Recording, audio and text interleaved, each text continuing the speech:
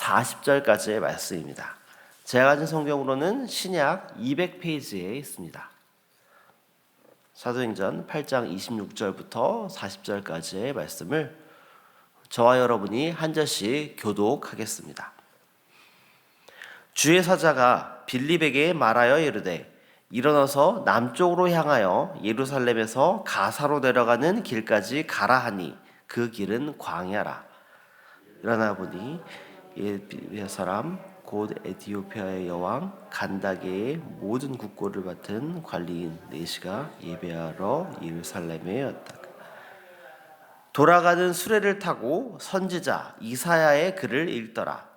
성령이 빌립더러 이르시되 이 수레로 가까이 나아가라 하시거늘 빌립이 달려가서 선지자 이사야의 글 읽는 것을 듣고 말하되 읽는 것을 깨닫느냐 대답하되 지도해 주는 사람이 없으니 어찌 깨달을 수 있느냐 하고 빌립을 청하여 수레에 올라 같이 앉으라 하니라. 읽는 성경 구절은 이것이니 일러스되 그가 도살자에게로 가는 양과 같이 끌려갔고 털 깎는 자 앞에 있는 어린 양이 조용함과 같이 그의 입을 열지 아니하였도다. 그가 굴욕을 당했을 때 공정한 재판도 받지 못하였으니 누가 그의 세대를 말하리요. 그의 생명이 땅에서 빼앗김이로다 하였거늘 그 네시가 빌립에게 말하되 청컨대 내가 묻노니 선지자가 이 말한 것이 누구를 가리킴이냐 자기를 가리킴이냐 타인을 가리킴이냐. 빌립이 입을 열어 이 글에서 시작하여 예수를 가르쳐 복음을 전하니 길을 가다가 물 있는 곳에 이르러 그 네시가 말하되 보라 물이 있으니 내가 세례를 받음에 무슨 거리낌이 있느냐. 이에 명하여 수레를 멈추고 빌립과 네시가 둘 다 물에 내려가 빌립이 세례를 베풀고 둘이 물에서 올라올새 주의 영이 빌립을 이끌어 간지라. 네시는 기쁘게 길을 가므로 그를 다시 보지 못하니라. 빌립은 아소도에 나타나 여러 성을 지나다니며 복음을 전하고 가이사랴에 이르니라. 아멘. 네, 안녕하세요. 평안한 한 주 보내셨나요? 오늘은 우리가 그토록 기도하며 준비했던 다음 세대의 복음 축제가 진행되는 날입니다. 하나님께서 오늘 또 좋은 날씨도 허락하여 주시고 또 오늘 우리에게 귀한 시간들을 허락하실 텐데요. 이 시간이 무엇보다 하나님께서 기뻐하시는 시간이 되도록 기도해 주시기를 소망합니다.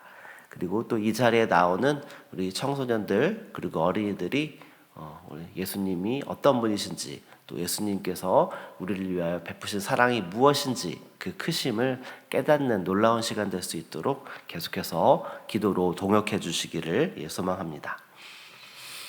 오늘 우리가 읽은 본문은 사도행전 8장 26절부터 40절까지의 말씀을 우리가 함께 읽었습니다.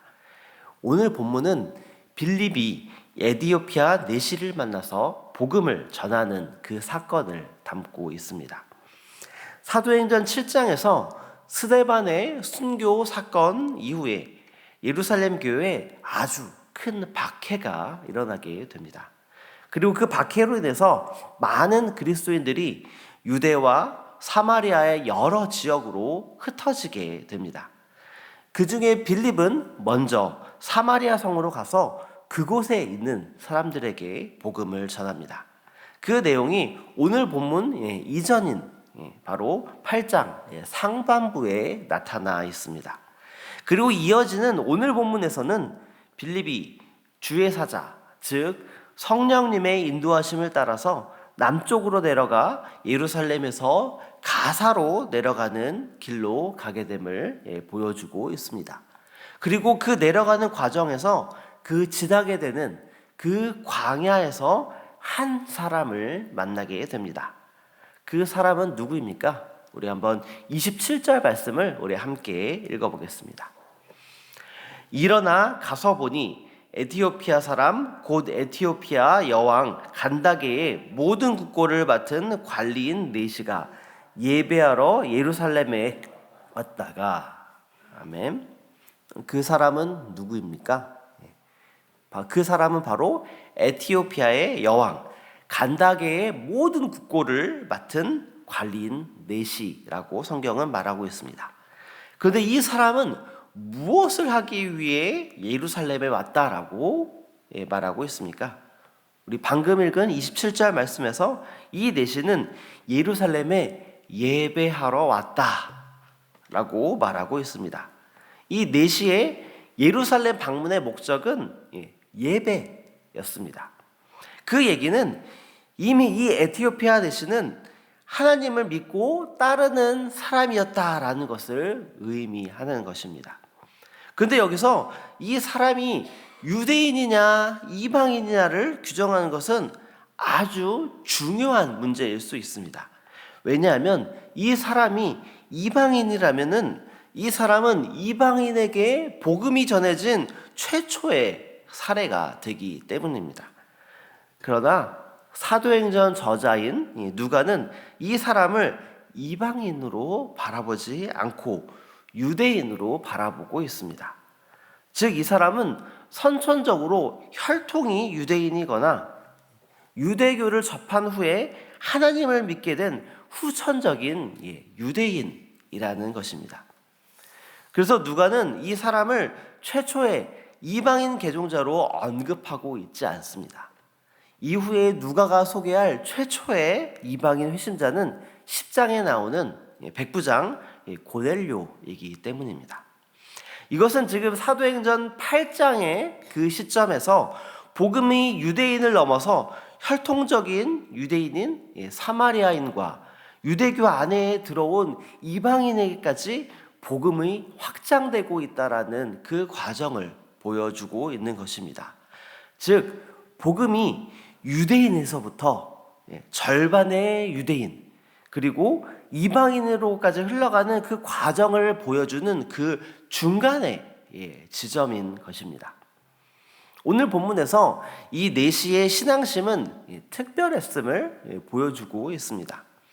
그는 집으로 돌아가는 과정에서 수레를 타고 있었는데요.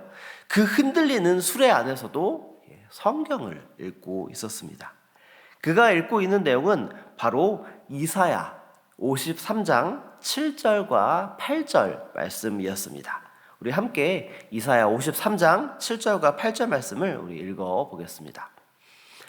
그가 곤욕을 당하여 괴로울 때에도 그의 입을 열지 아니하였으며 마치 도수장으로 끌려가는 어린 양과 털 깎는 자 앞에서 잠잠한 양과 같이 그의 입을 열지 아니하였도다.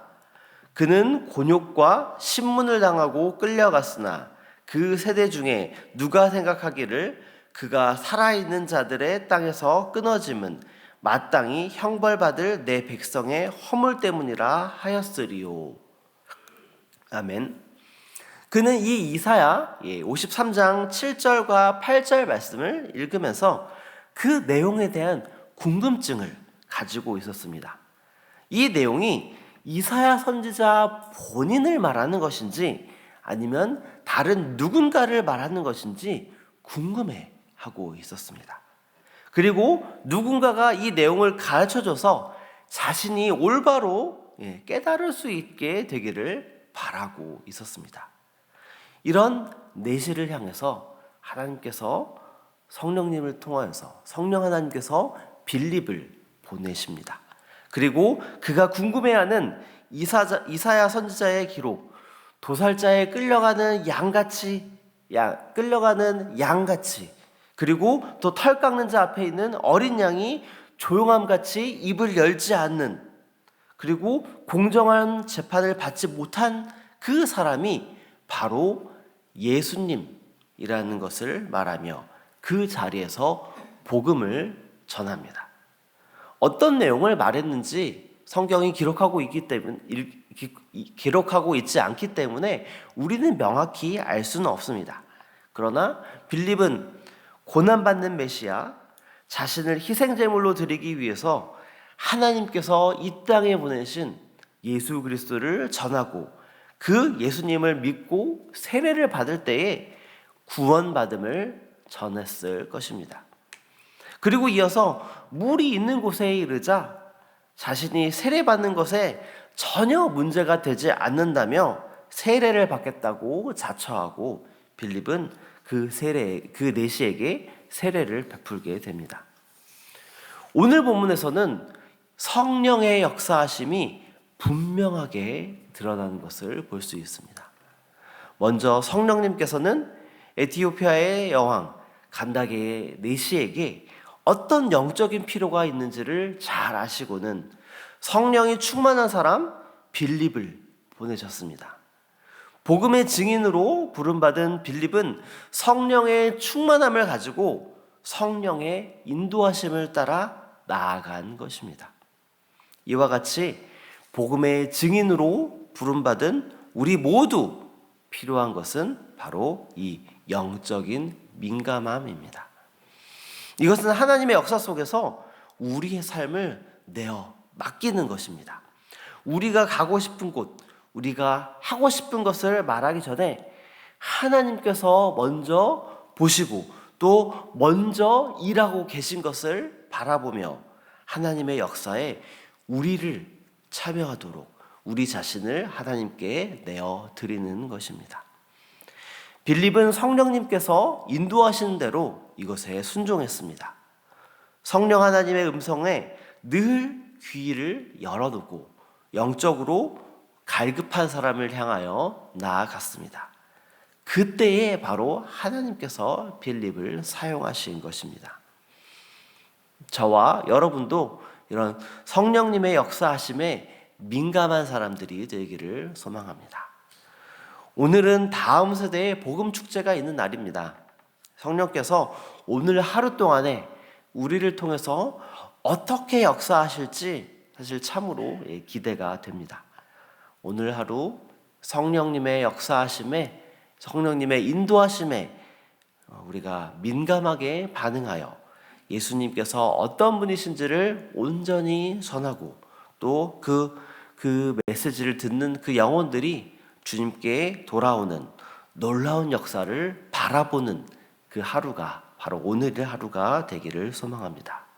그리고 그것이 오늘 하루뿐만 아니라 매일매일 살아가는 우리의 삶 속에서 우리의 삶의 모든 순간 가운데에 그런 나날들을 우리가 살아갈 수 있도록 우리가 함께 기도하며 나아가기를 원합니다. 우리 이 시간 오늘 우리에게 주신 말씀을 가지고